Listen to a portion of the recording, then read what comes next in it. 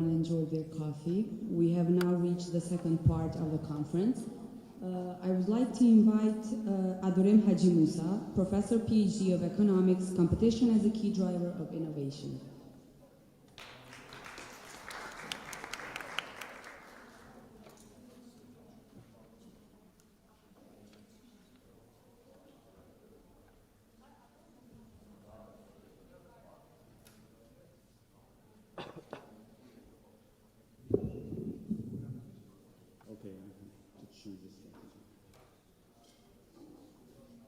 Thank you, Chandran, for inviting me. It's my honor to be today here, especially in Kosovo. This is my second time that I'm presenting something in Kosovo.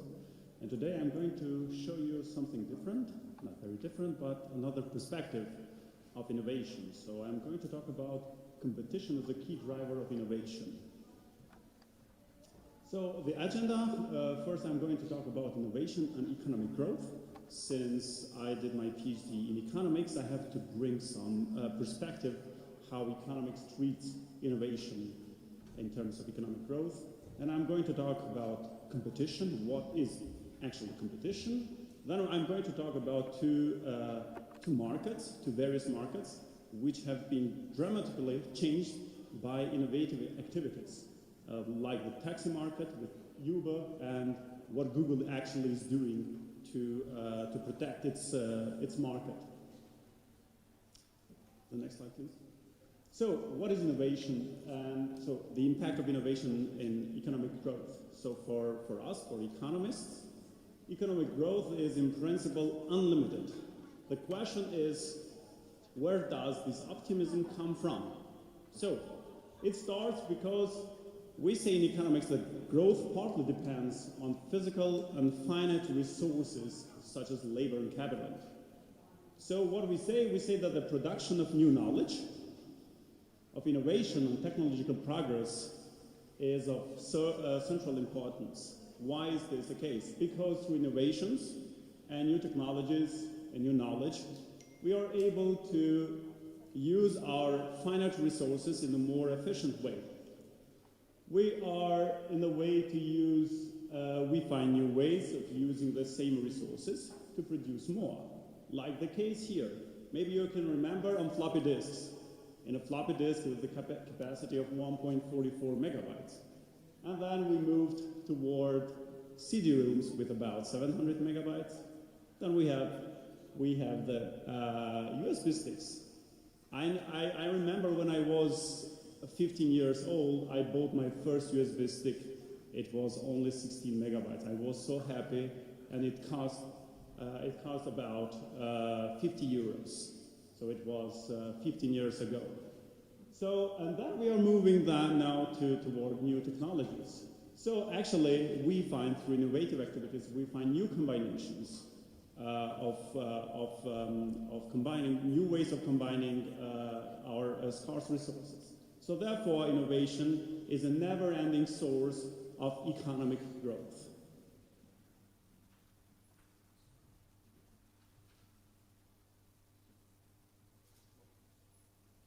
Now, so what is competition? I'm going to bring some insight from the economics point of view. Competition is a situation in which one firm tries to be more successful than other firms, or a person tries to be more successful than other persons. So in terms of market shares or revenues. And what is a competitive market? A competitive market is a market with many buyers and sellers, where none of them has the power to change the market outcome. So no market power. And in this sense, we are able to see lower prices of products and services of high quality. And this also drives firms to be very innovative. Why do they try to be innovative? What are the incentives? The incentives are the innovation rents, as you can see on the right-hand side of here. So innovation rents, so the entrepreneurs, firms, can be a monopolist, but not forever. If they innovate, they are a monopolist, but not forever. Why not forever? Because firms does not sleep. competition does not sleep. What they do, they try to imitate you, and until they reach this goal of imitating your innovation, you can reap the benefits of innovation, or better to say, you can reap the benefits of a monopoly position. So this process continues until most firms more or less use the new technology, the technology that you have innovated. Until then, prices have fallen so low that no innovation rents are anymore possible to be reaped. So, however, there are not only winners, but we have also some losers in this case. So, for example, we have firms sticking to the old technology. They will be not able to cover their costs, and therefore they cannot decrease their prices, and therefore they have to leave the market. So this is what we call in economics the creative destruction. This is actually what Schumpeter taught us. Next one. So, what is competition? Competition has two sides. Maybe you see this, the first graph. Our life begins with a competition, by winning it. Okay, we see a fair competition. On the other hand, competition can be also something that only a company, only an enterprise has the right to decide when does the competition starts, like the case here. Not only this, they have the opportunity also to decide who can compete by eliminating its competitors. Next slide, please. So, and now I'm coming to a situation, to a market which has been transformed by innovative activities, where the competition changed dramatically. Let's take, for example, the taxi market, how it changed in New York, for example, by Uber. So the taxi market, let me introduce you the design of the taxi market before the Uber entered the market.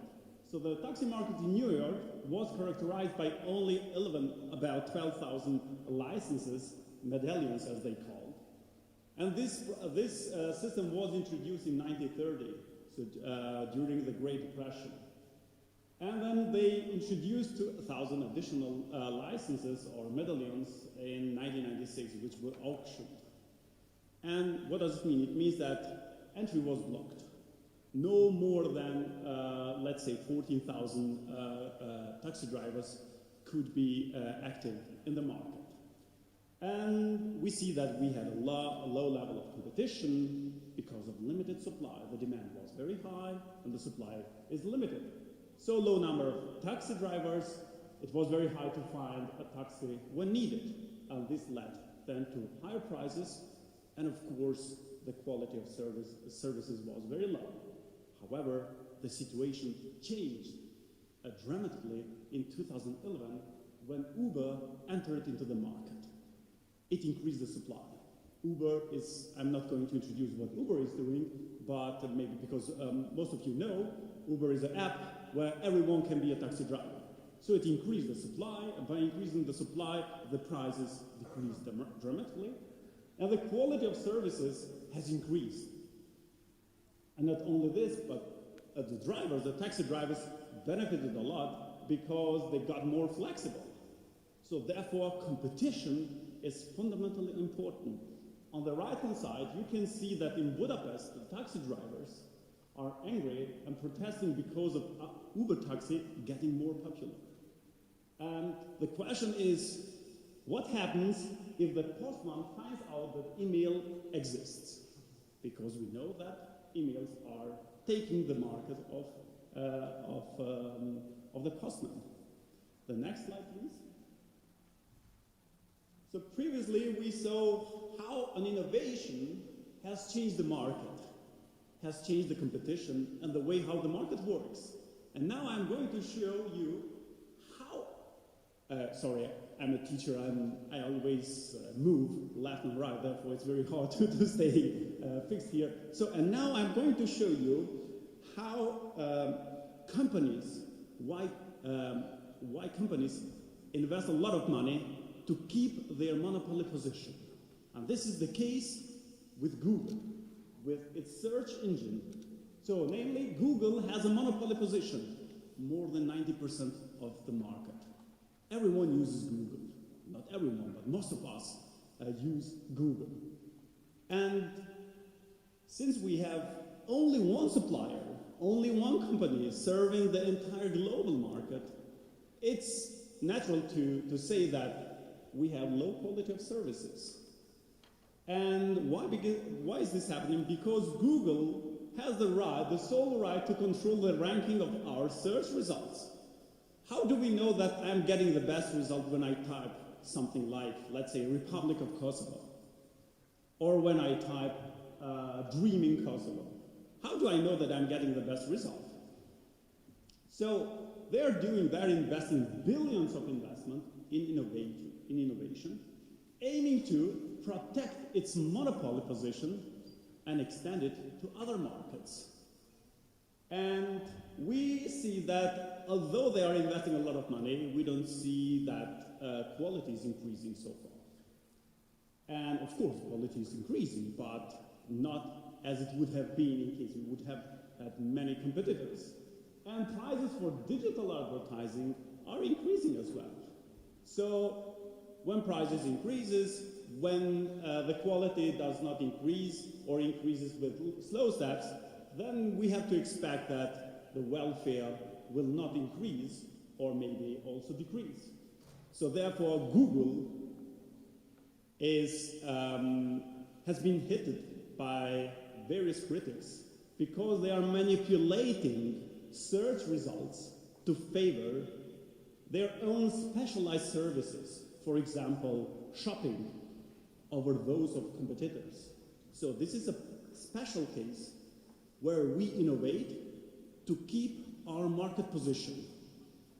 We have also a situation like with Uber, you innovate to change the design of the entire market. Therefore, the first one is a very good innovation, the second one is very dangerous. And therefore, we have competition laws in order to control this kind of activities, because always the biggest fish eats the smallest one.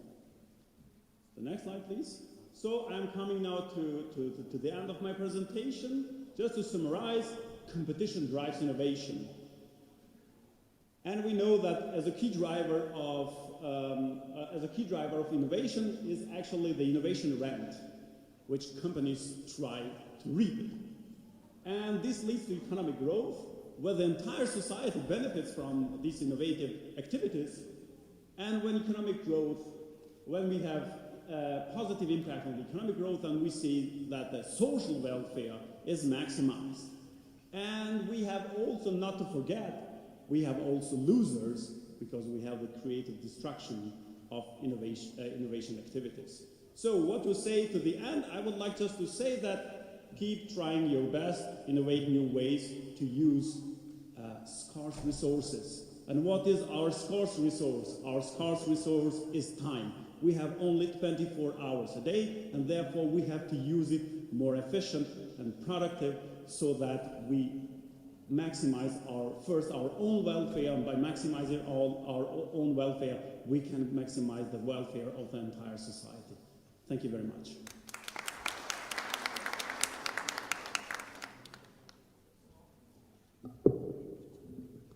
Thank you, Professor, for sharing your knowledge with us. That was a fruitful presentation.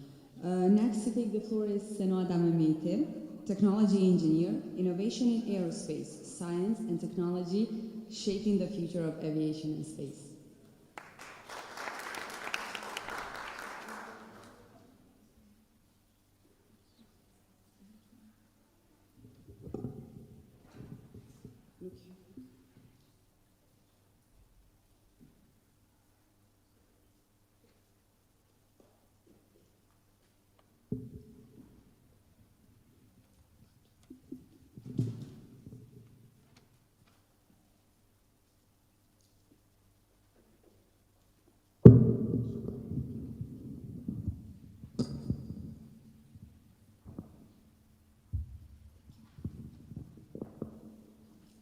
I think this is a good time to present. You're fulfilled of coffee and full of energy, yeah? Have you ever heard before about aerospace or aviation? How many of you? Anyone? Great. Because we are going to have a conversation together about aviation and aerospace. Technology is moving at an incredible pace. We live in an amazing area where things like autonomous cars, personalized medicine, and quantum computing are becoming real at the time that we speak. Artificial intelligence, cryptocurrencies, advanced automation, deep learning, and concepts like universal basic income are about to reshape the world. What an exciting area to live in. Artificial intelligence. How many of you have heard about artificial intelligence? You know what is artificial intelligence? Yeah, everyone got a computer, telephone, contactless things, wireless things. Everyone is impacted by artificial intelligence, yeah? Where are my slides?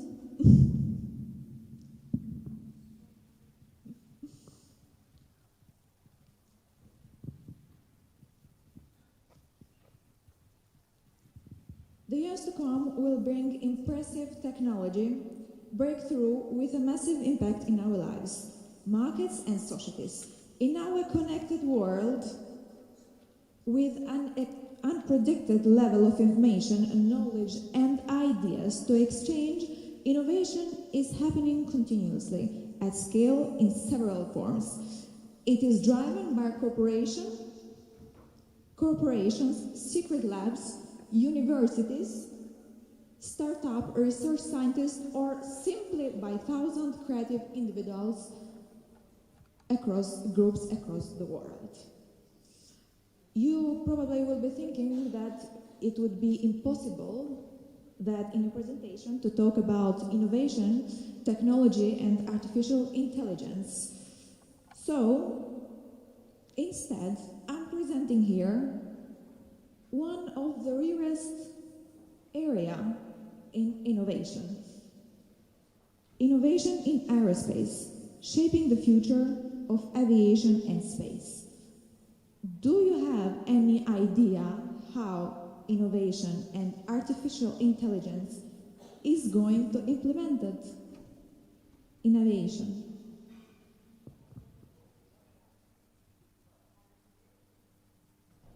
How is aviation industry enabling aviation with artificial intelligence? Next, and the next. Yes, we're here. You see the big picture of this? And next one, please.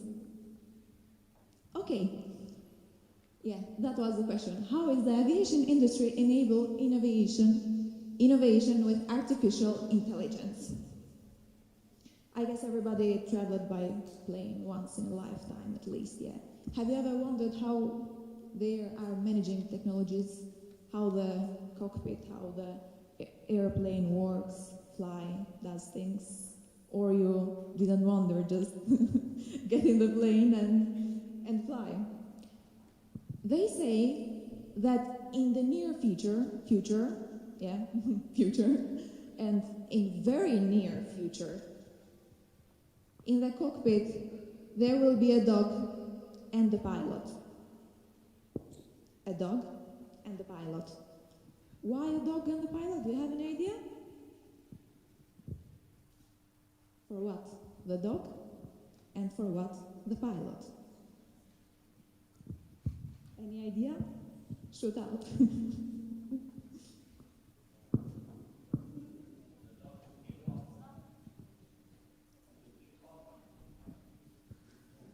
And then why the pilot?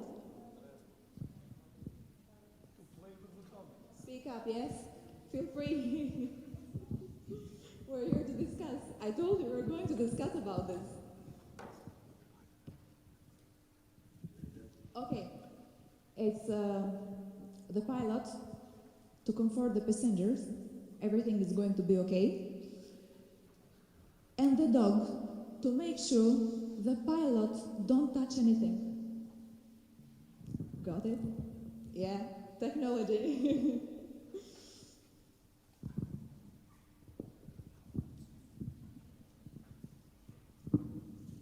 The next one, please.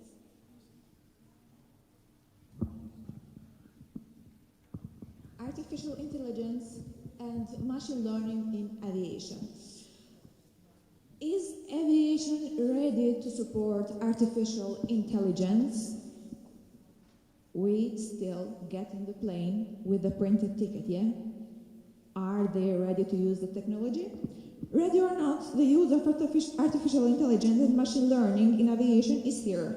Industry professionals say that the use of artificial intelligence and machine learning speed efficiency, workload, and safety to enable more complex technology like autonomous vision-based navigation and data ecosystem.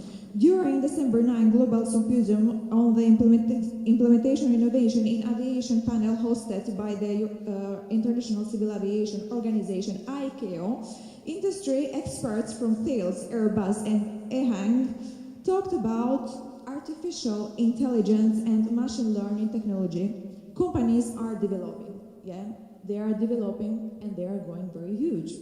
Artificial intelligence is coming with a fast pace and being adopted widely, including the aviation domain.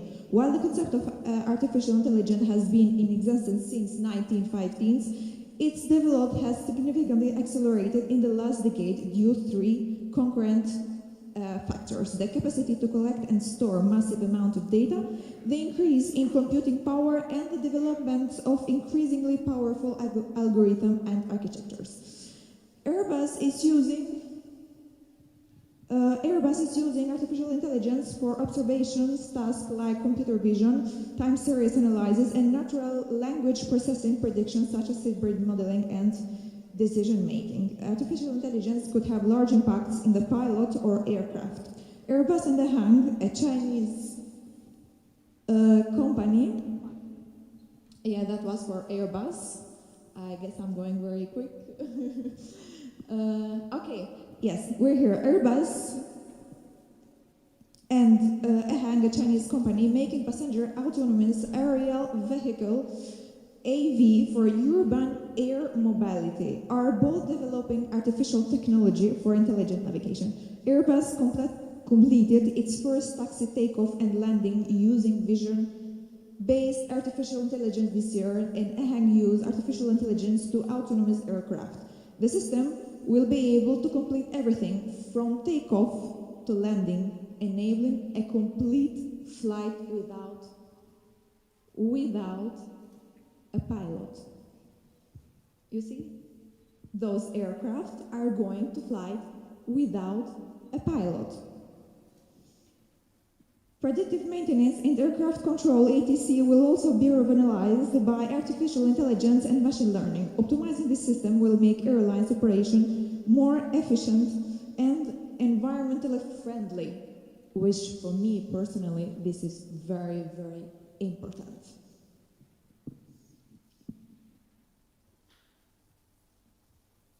The flight of EHang AV requires no pilot at all, and passengers don't need to have any piloting skills. Would you trust a pilotless plane? I'm asking you. Would you trust a pilotless plane? No. Why?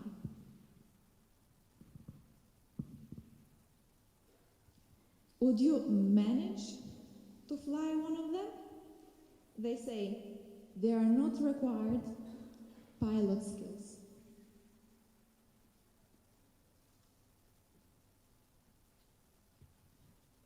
Would you go in one of them? Are you going to pilot one of them? I wish.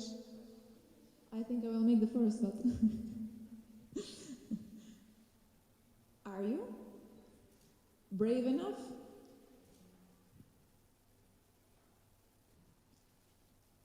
Yes or no? Do you trust technology or you don't trust technology?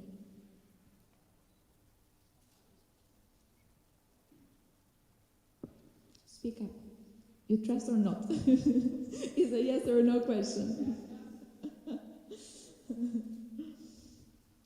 Artificial intelligence processes are used to build more quickly, more interoperable systems with automatic speed recognition. It helps controllers to do their job easy, and smart twins for ATC centers for performing continuous improvement through simulation, and also help buyers to make their operations greener by optimizing for tactical or strategical impact. While everything on the ground develop with fastest footprints, why everything on air takes so time to develop? Why there takes so time to develop? Why is not the same? So we got technology, yeah, but why we don't apply to the aviation too? With the huge steps, like in the ground.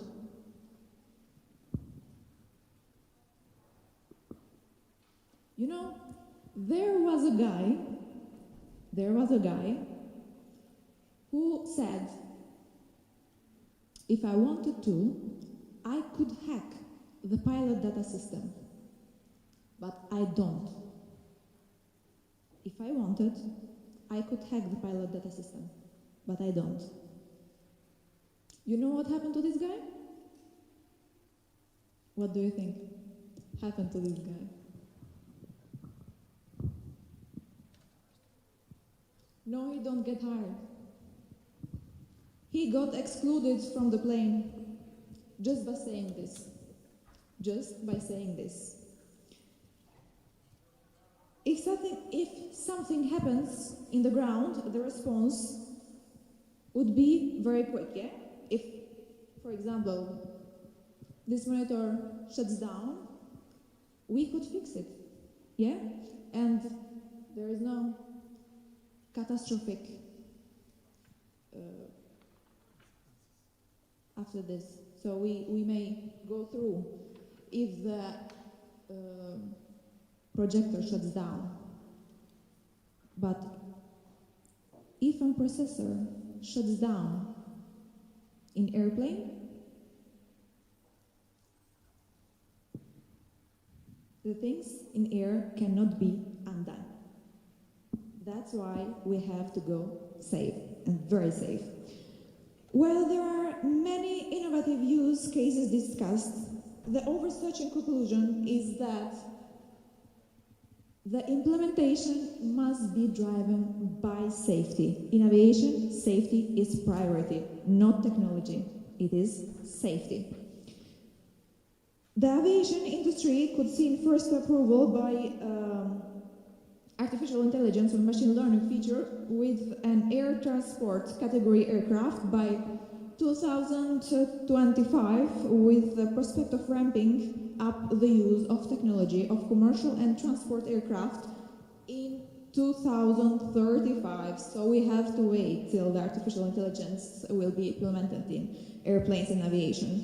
While these technologies are being developed, EASA published the Artificial Intelligence Roadmap based on artificial intelligence truthworthiness to tackle the ethical and societal issues around artificial intelligence. Again, would you trust a pilotless aircraft? Most of you said no.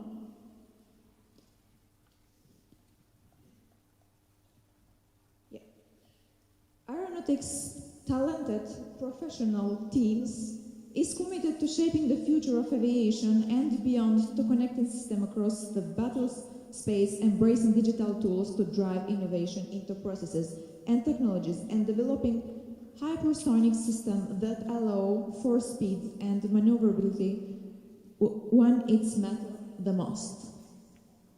The aerospace and defense industry have to solve the service joint all domain operations, JADO called, and joint command and control challenges. The key is using artificial intelligence and machine learning in open Stardust-driven environment for cross-service integrated air and missile defense.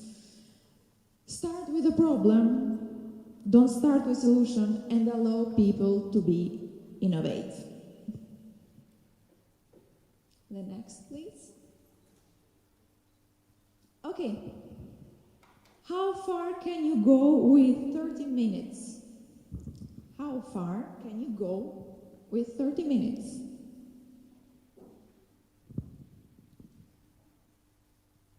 Maybe to the garden?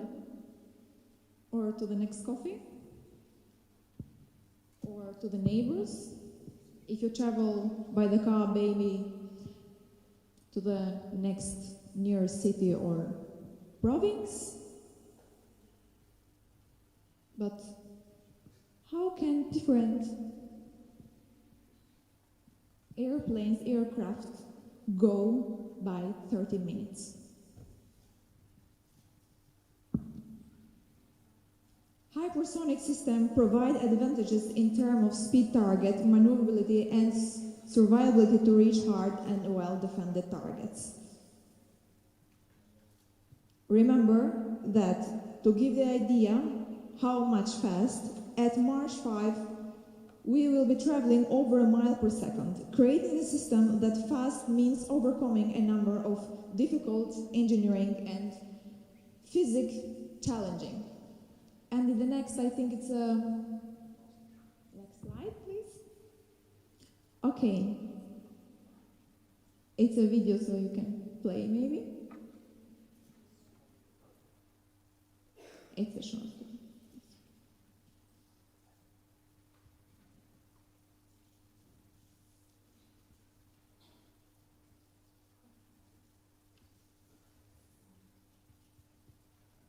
Oh, okay. It's just show how the different airplanes can fly by 30 minutes and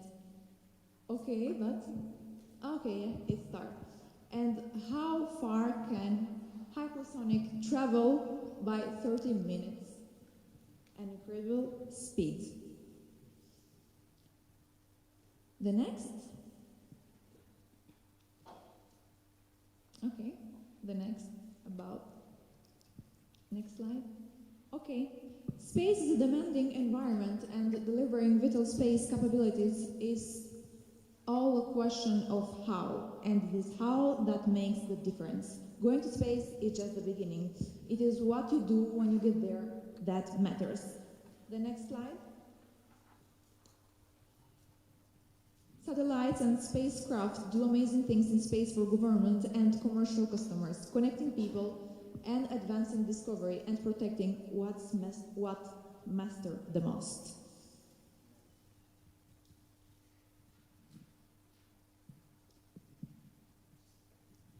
The first woman and next man is going to moon by 2024.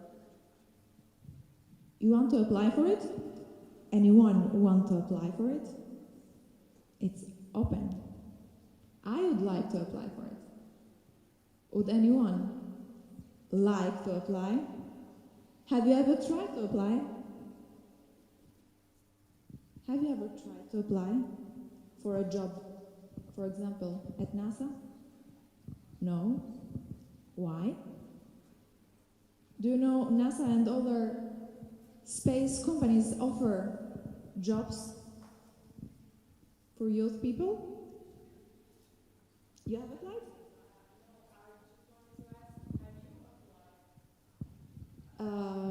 I will apply. I have applied in another company, but to say the truth, I didn't want to leave the country, and then discharged, didn't apply. The next. Okay, we arrived at the discussion, and from my experience in the aviation, we have moved from paper-based everything from paper into digitally and half digitally. So now, at least we can book a ticket from the internet, and we can plan an aircraft from the WebJS platforms, and we created special algorithm to design new airspace and make flight plans. Have you ever seen a NASA advertisement on social media? So, you use social media every day. Have you ever seen any job advertisement of NASA in social media? I don't want to mention here now, maybe in Instagram or TikTok. No? Why? NASA is not searching for people who work there, yeah? That's why. NASA is searching for people who are innovative and who do great things. So, apply for a NASA job and do the things that scares you the most. Thank you.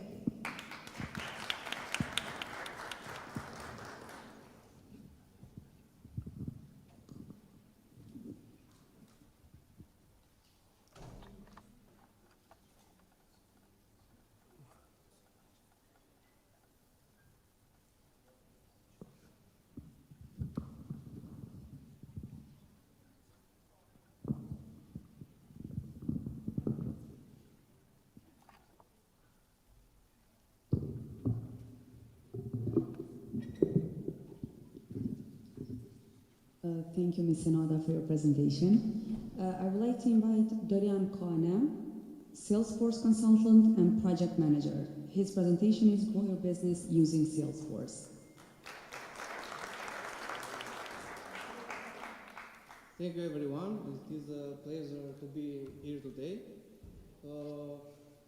As I mentioned, my name is Dorian Kane. I'm the co-leader of the Salesforce developer group in Tirana, and normally I'm part of the LTA and even the team leader of a group now based in Tirana, and with the help of the company, I'm now starting to collect together everyone that has a wish to work in Salesforce, and normally they want to learn more about Salesforce, and even businesses that want to use Salesforce to grow much more in sales and even in workforce.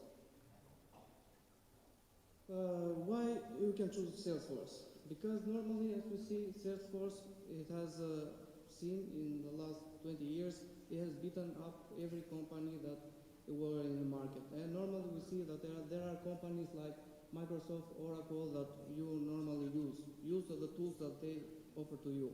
But the focus of Salesforce is they are focused only in business, to grow the business and give as much more possible tools and service for the business to have a much more potential. So you don't need to use other tools to do a spreadsheet. You can use Salesforce for everything. The first thing that I knew at the beginning, it was to build up a community. This was because making people together, bringing them together, share knowledge, share your experience, it was a problem at the beginning when we started in 2018. And as I mentioned, my first meeting was with Marilo, and I don't know anyone else that was working in a company with Salesforce. So we bring us together to build up this community, and our focus was at the beginning to be one of the most successful communities in Albania. And this is a list that we see. It is the biggest community that are now in Salesforce, that they give support to Salesforce, and other companies take, let's say, developer from them and use it as a leverage to build up the business. The new technology that Salesforce can give to you and even to your business, there are a lot of things. On my point of view, there are a few things that I think the business can do. One, it is they can use Salesforce in their organization to do more process in sales, or they can build up the entire ecosystem as a management platform, the entire system. They can use Salesforce to see everything that is happening in their organization that they have. Or they can use the tools that Salesforce has to build their own service, and they can give that service to other companies that use Salesforce.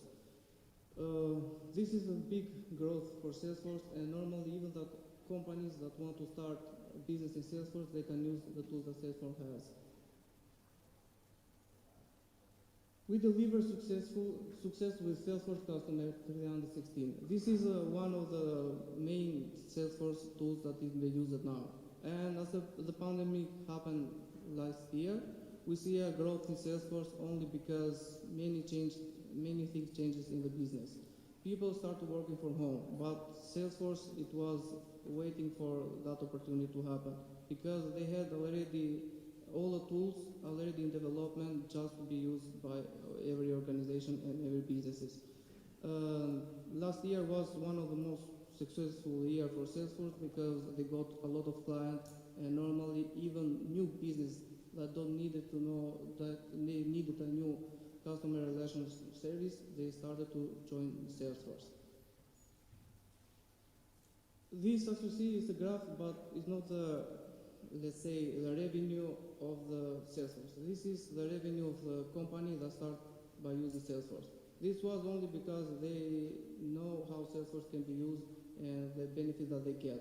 Salesforce can be implemented with many other services and many other CRM platforms and even with websites and other platforms. It can be optimized and can be very easy to use if you have a bit of knowledge and that even if you don't have, you can start by learning in the Salesforce Academy.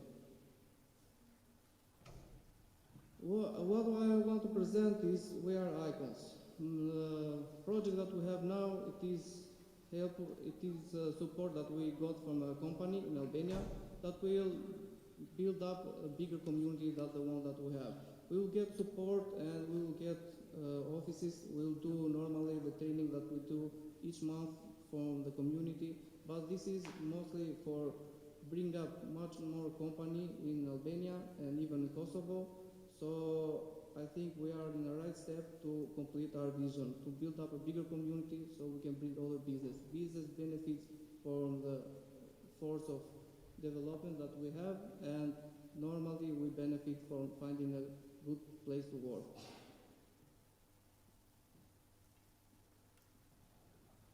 The CRM, as you see in Salesforce, they got a lot of attraction.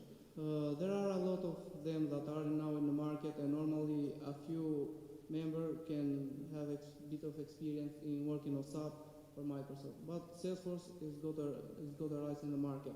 They have already brought a lot of other startups or companies that they needed to use in the platform. The last one that they took, it was Slack, that is a communication management system, maybe used for development, and it has a lot of attraction and even being used in many companies. Salesforce now has that company in their portfolio, and normally they will develop a lot of more things with that. This is a benefit for everyone that is in sales. Normally communication is a big part, is a big growth in the business, and they now has a lot more power and a lot more places to grow. The economy of Salesforce is getting bigger and bigger. The one thing that I like about the Salesforce is you can find a community in each place in the world. You can find a community in USA, you can find a community in Europe, and even in Asia. This is the benefit that Salesforce has, and this is what makes this economy growth. I think that other businesses can use this kind of marketing tools, so they can make communities for everything that they have, and normally the benefit is the same that Salesforce has. You can have a good job, you can find a good job with a salary, you can have a good management team, and normally be part of a big family, like in Sohana. This is mostly the professional part of training that you can get in Salesforce. You can be a system administrator, you can be a Salesforce technical, you can be a consultant, you can be a business analyst, you can be a Salesforce developer, sales manager, even a marketing manager. This gives possibility to everyone, even that it is not in the IT field of service, or everyone that has not many knowledge in evolution of the technology, they can get part in Salesforce. So they can start by learning how Salesforce works, and even one of the most things that I like in Salesforce is the Tracknet Academy, that is online academy for everyone to learn. TrialHead is a path in your Salesforce economy. This is where you start by learning what is Salesforce. This is where you choose your path to know what we want to do with your experience and what is the job that you need or you want to do next. This is where you learn about many things and you start by knowing a little bit every day. One of the main things that Salesforce has is a lighting module. One of the paths is you can start by learning a bit about Salesforce, lighting experience, be a specialist in each of one of the categories that Salesforce has, and you can get even better with the use case that Salesforce has in the TrialHead Academy. This is taking experience before you go to work, and this is the best place to learn even about working. Utilize three core technologies that Salesforce has. It is easy because normally, as you see, or everyone that has a bit of experience in IT, they know what it is HTML. And a bit of that is even JavaScript, that it is easy to learn, and normally it is being synthesized with Salesforce Apex coding language very easy. You can work in the layout of the Salesforce about building components with very easy UI, and similar to Angular and even React.js. Icons has a vision, as I mentioned. We want to build, at least for this year, a team of 10 people, and we are open to find everyone that has a pleasure to work with us.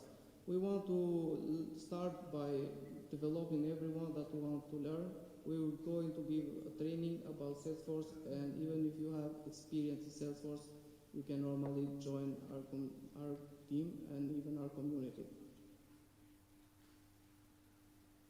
Thank you, everyone. I hope this was for me today.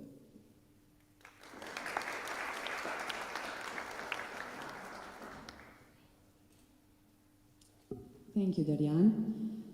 I would now like to invite to the stage Andresa Nikce and Albani Sufi to award the certificates for our three beloved panelists.